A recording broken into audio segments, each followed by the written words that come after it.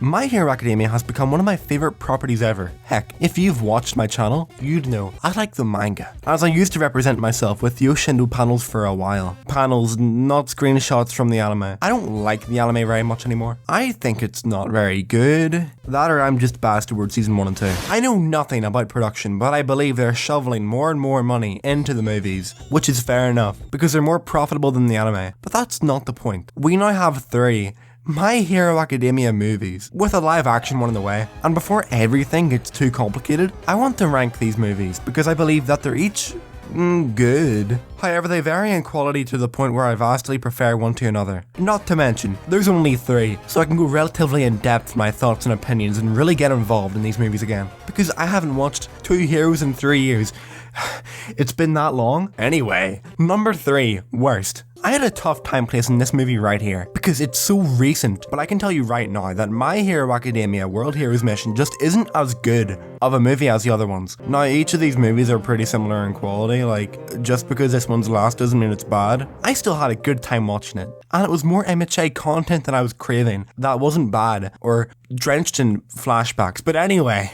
Spoiler warning for every MHA movie, including World Heroes Mission. If you haven't watched it, watch it. I watched World Heroes Mission in the cinema the other week with half of my friends being baked, which is relevant later on because they left halfway through and came back for the climax and they asked what they missed, and the amount of pain that I felt trying to think of what happened was abhorrent, because a lot happens yet it feels like nothing. That was my initial sentiment. And then I got home and I thought about it more and more, and oh my gosh, this movie did not do it for me. Firstly, the villain. Fleckturn. This blue man who has a quirk which lets him reflect attacks, and I could care less for his character. His argument is that everyone with a quirk should die, and only those without quirks can survive and reproduce, although apparently people in the organization are the exception, including himself. Fleckturn's quirk is unable to be turned off, meaning that he reflects everything. Like, if my understanding of the movie was correct, he'd reflect a hug if he got one. However, over his fight with Deku, we got an understanding of his ability and how it could be beaten by trying really hard.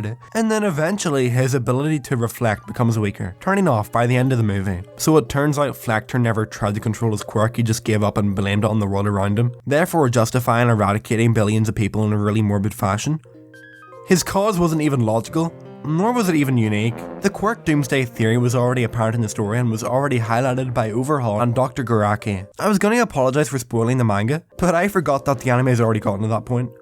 Anyway, but being completely fair to the movie, I thought that the church aesthetic was cool, and it gave me Team Plasma vibes, and on top of that, the instrumentation that came along with that was grand, and made the organisation Humorize seem more imposing than it actually was. Back to Fleckturn. He's meant to have this mysterious and ominous aura throughout the movie, as in you'd hear him blabbering throughout whilst his associates do the dirty work. The associates being far cooler than Fleckturn. You have this girl character with a really cool bow quirk, and she was genuinely imposing throughout the movie, until she sacrificed herself for Fleckturn. You had this big man with an iron club, who I couldn't find a picture of. You also had Ball Boy, whose quirk was making balls that he could make larger. A really lame quirk. But to be fair to him, it was kinda cool. And then we have Serpentooth and Leviathan. These two characters fighting Bakugo and Todoroki while Deku is busy playing Wii Sports with Fleckturn. I'm gonna sound like I'm 10 years old, but both of these villains were very cool, and especially Leviathan. His character was just an exotic design, and his quirk was confusing, but at the exact same time, just beautiful to look at. Additionally, Bakugo had his own All Might-esque moment. To give the movie more credit, there is a lot of beautiful animation in the movie. The climax, despite being dumb, was just jaw-dropping. Same thing with the Rudy chase scene. Rudy, that guy. I thought that I wouldn't have liked Rudy. I thought that his design was cool, and I thought that Deku having a friend help him during the climax it isn't a child was very cool. And a first. However, I was still miffed that there had to be another character introduced in the movie to pad out the time. Although, to Roddy's benefit, after watching the movie, I became a fan. His character shines a light onto a previously unseen part of the MHA world, that being the poor. And on top of that, he's just a charismatic character with a cool design that is ultimately benevolent, which is shown by the climax of the movie, and his quirk, which is a Pokemon. But anyway, I thought that the audience not knowing Roddy's quirk until the end was very cool, and a cute way to characterize Rudy. The man's a little thief, yet incapable of lying.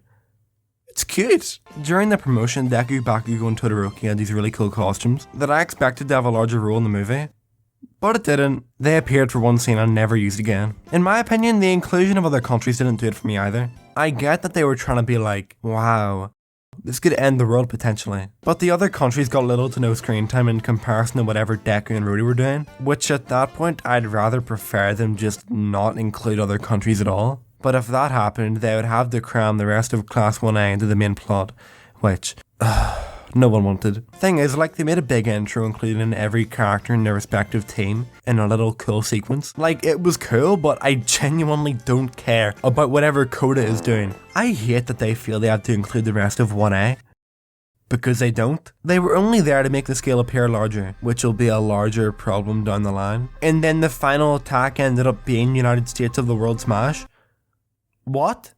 English? The scale of the attack wasn't fully evident either because they were fighting inside. The collateral damage was contained. Also, there is one part of the animation which looks comically stupid. We started laughing at it, but during the movie we were the only ones laughing, so I thought we were the bad ones. But someone posted a clip of it to TikTok, and the comments were also talking about how dumb it looked. So I'm not alone. For My Hero Academia World Heroes Mission, its downfall came from the fact that it was the third movie in the franchise, and at that point, they were trying to repeatedly up the stakes. Ultimately though, third place. That leaves 2 left. And then at 2, you can naturally assume number 1. Isn't that awkward? If I had to give World Heroes Mission a ranking like I did for my gender swap video, I'd give it a B. Like, I'll talk about it at the end, but the gap between these movies is not large at all. Anyways, number 2. My Hero Academia 2 Heroes, the first My Hero movie. The main reason why this one is number 2 and not number 3 is primarily because of the knock-on effect it had on the main show. However, I acknowledge how problematic that is from a reviewing perspective, because it doesn't give equal room for the other movies to establish stuff in the main show. However, integration into the main property is primarily what would take a movie from being filler to actually providing substance. And trust me, if it wasn't accommodated for, it would be dead last. Because 2 Heroes alone is really lackluster. Because 2 Heroes is a really dead movie apart from 1 or 2 aspects, which I'll get into. From my little understanding of the shonen anime, if there is a movie in a shonen series, it almost always has a bunch of hurdles to jump over, and then even after jumping that, the fanbase usually condemns it for being mediocre. My Hero Academia isn't the exception to the rule. The rule being that number 1, it's a movie. You're almost guaranteed to not be in the central area where the main series takes place. That's because if you have it centered there, it'd almost definitely have a knock-on effect to the rest of the series. Which you can't do, because hypothetically if that did happen, it would require the entire audience of the show to watch the movie. And in the eyes of the studio, the movie wouldn't be accessible to everyone.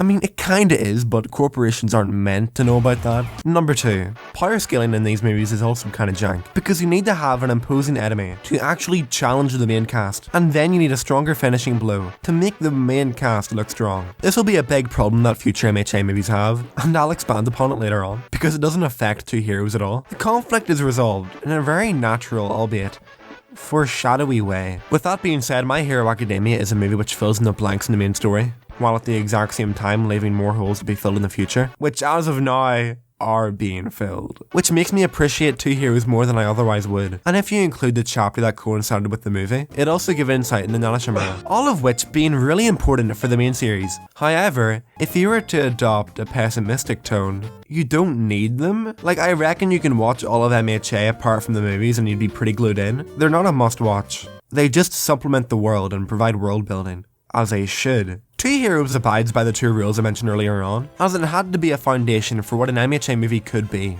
so it could further expand upon it in the future. So the main cast get invited to an Island Expo. I say main cast, but a few people get invited and they bring a +1. It's just coincidentally, wow, everyone ended up here. Who would have guessed that? The movie is low-key a MacGuffin plot, with our MacGuffin being David Shield, All Might's friend, that All Might is known from like his little escapade in America. Speaking of which, we get an action scene of David and All Might tossing around in America for a while, and we meet a few American heroes and villains. All Might emitted Yellow Lightning briefly, which I enjoyed seeing. It made the link between All Might and Deku stronger. In addition, it was cool seeing All Might perform awesome feats of strength. It's also pretty small now, but back then, it was a giant thing seeing All Might's face. I thought it was kind of weird initially, but I warmed up to it. We also got a visual of how much All Might fell off in terms of power, which I'm not entirely sure how you measure, but anyways, it's here. And people use that to calculate his prime level, which isn't accurate at all. And since we're talking about power here, the villain of 2 Heroes is a forgettable guy called Wolfram, who's just kind of lackluster in his position in the story. I thought Wolfram was black for the longest time, which would have been cool in terms of representation, because there are very, very little black characters in My Hero, but he wasn't. Anyway,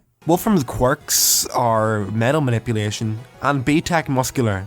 but red. There's a big deal in the movie about All For One helping Wolfram defeat All Might by giving him another quirk, which looking back is kind of lame because it just pales in comparison to the other villains, but back then, it was pretty imposing. At least I felt it was. At that point in the story between season 2 and 3, All For One was nothing more than some random guy that was mentioned and showed up one time at the end of an episode and looked like something from the famine. The final fight scene was also animated really beautifully, and on top of that, it gave us a sneak peek at shoot style. The animation at the end making up for the animation throughout, as it was pretty mediocre, which is fine. I didn't buy a ticket to watch David Shield talking at 24 frames per second. The movie is centered around this giant building which Class 1A climb, each student being able to help out Deku and Melissa to the top. It's a really creative way to utilize everyone in the class and have them be more than filler, which I feel is how they were used in World Heroes Mission. There's a lot of fan service in 2 Heroes, I feel, which doesn't skew my opinion of it, but it's worth mentioning. It's got Kirishima and Bakugo content, Kirishima being how Bakugo went.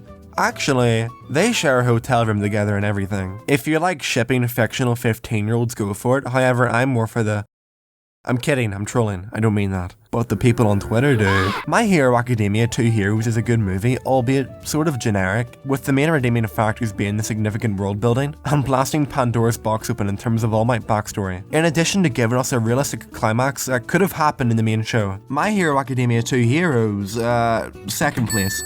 If I were to give it a rating, I'd give it a B, albeit a higher B than before. Not a B+, it's not that good. However, for what it was and when it came out, I kinda prefer it to World Heroes Mission. Number 1. Can you guess it? I don't know if you can. My Hero Academia Heroes Rising. Whenever anyone asks me why I like animation as a medium, I usually point to the climax of this movie, as well as the entire movie itself. My Hero Academia Heroes Rising also has to fall in line with other shonen movies, in that it has to take place separate from the main plot, and have a villain that's imposing, yet doesn't steal the thunder from the main threat. That's second thing. The idea of having an imposing villain that doesn't detract from the main one is incredibly important, because in my opinion, Heroes Rising has the peak of that. I worded that terribly, however, the villain of the movie, 9, is the most imposing of the 3 villains we've had in my opinion. Whereas Wolfram isn't imposing because he's up against All Might and Deku and has 2 above average quirks, Flectern has the Pokemon move counter, which is a unique idea for a villain, as how can you defeat yourself? But in practice it was just really poorly done in my opinion. But anyway, 9 has a duplicate of All For One, but I believe it has a limit on 9 quirks. He has 7 in the movie, and the entire movie is about him trying to get an 8th quirk to undo his convenient problem of having cell degeneration. If only there was a kid who had a quirk which solved all of 9's problems. Oh wait. There's a kid with a cell regeneration quirk, and he lives in Nabu Island with his sister. He has a totally unrelated quirk, and Class 1A gets sent there for training, because there's no heroes over there or something. It's a quaint, underdeveloped island,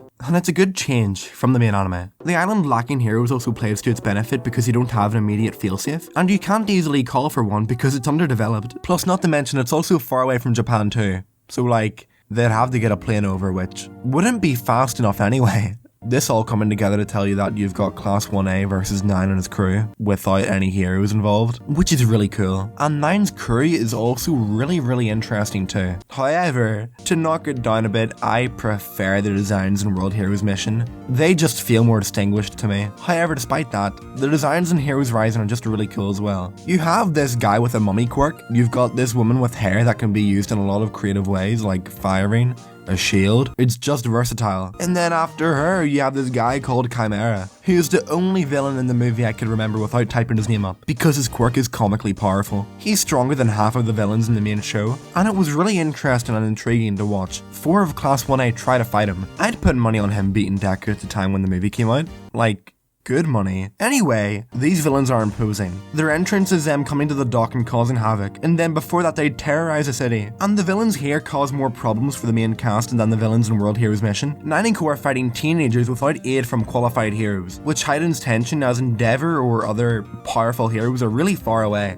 I genuinely can't express how important this aspect of the movie is in terms of raising stakes. Oftentimes whenever Deku is fighting a villain, conveniently, his phone will break to cut off communication, because having the ability to call for help in any situation removes stakes, as it gives a cop-out for any conflict. I can't tell you enough how removing the pros from the movie really helped it shine the light in Class 1A. In particular, Deku and Bakugo, who are the main characters in the movie, and the villains were meant to highlight how symbiotic their relationship has become. And then we have the twins, the entire reason why the island is getting decimated. There are aspects borrowed from the main show, like the girl hating heroes, and she uses her quirk to troll Deku and Bakugo. Bakugo not having any of it, and Deku biting. Whenever 9 shows up initially, it's only Deku who goes to fight him, which in itself is a really cool scene and it showed the two characters gauging each other. Then 9 noticed how much potential Deku's quirk had and tried to steal it, but he couldn't because he didn't have the capacity for it, which foreshadowed Deku having multiple quirks as well. Very cool. Bakugo gets involved a bit later because he needs to protect his boyfriend, and they both get beat up by 9. 9 showing off most of his quirks in the first interaction with Deku and Bakugo, which I like because it shows how the quirks will be defeated and countered down the line. 9's quirks being weather manipulation, all for one. I never covered it, but he took a cell generation quirk from the kid's dad, but it's only type B, therefore it does nothing. He's got a really versatile shield quirk with a repellent function. He's got a scanning quirk which detects power level. He has laser fingers, which is a really cool quirk to watch in action. He's got an air cannon quirk too. And last but not least, he's got 2 dragons which can come out of his back, and they're able to be controlled. Very strong man. Too bad he's dying.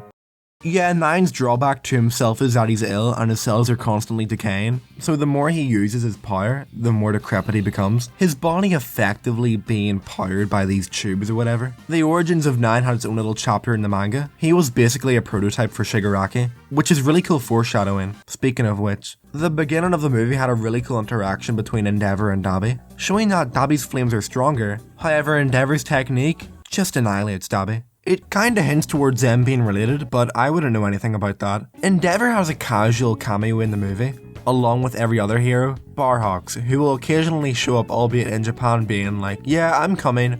I just gotta fly over. The heroes eventually arrive at the island, albeit only after everything is already solved. That everything being 9, because his entire crew were beaten by teenagers. Before the third act of the movie, the entire class creates a plan to make sure 9 uses his quirk as much as possible. And considering that 9 needs that cell regeneration quirk kid, whose name is Katsuma, this all creates a ticking time bomb for 9, which makes his scramble for the quirk all that more intense. It isn't an arbitrary way of creating pressure unlike another movie. It also gave a much more natural way to include the entire class, as each of their quirks worked in tandem to try and slow 9, which didn't work all that well, however, and to be fair to Class 1A, they achieved what they needed to do. It's set up for Deku and Bakugo to get involved in the third act to take down 9, in which they end up doing a lot more damage just using their natural power. 9 really only getting the upper hand once getting a typical shonen power up, and then prompting Deku and Bakugo to do a little maneuver on 9. Deku gives Bakugo one for all, although it took convincing, which was really emotional to watch because as a long-time fan, we've watched Bakugo go from an unlikable prick to someone who genuinely cares for Deku, and it's satisfying watching them work together throughout the movie for the greater good. Then we have Deku and Bakugo using Detroit Smash to smash open their clouds, after which Bakugo commented on his arm being broken, which was funny because it acknowledges that Bakugo isn't used to one for all. The scene also uses the song Might You from MHA Season 4,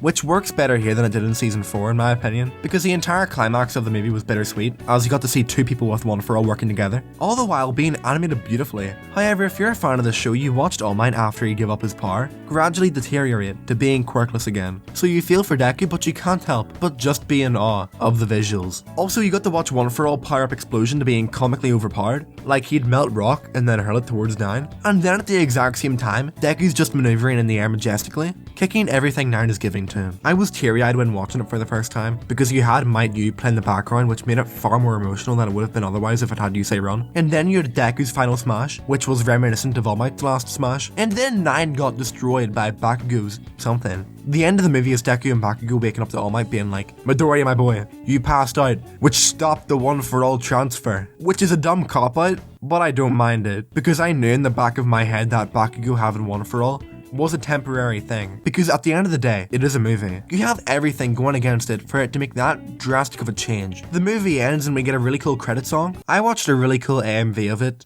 created by a YouTuber called Lowlight. The third movie's credit song comes kind of close, but this theme is just a banger. I didn't mention it, but the soundtrack of this movie is also my favorite, as in, they use the OSTs which actually fit, instead of the main anime which will just stick into anything Hayashi made. I'm still not over them not using Overhaul's theme for Overhaul.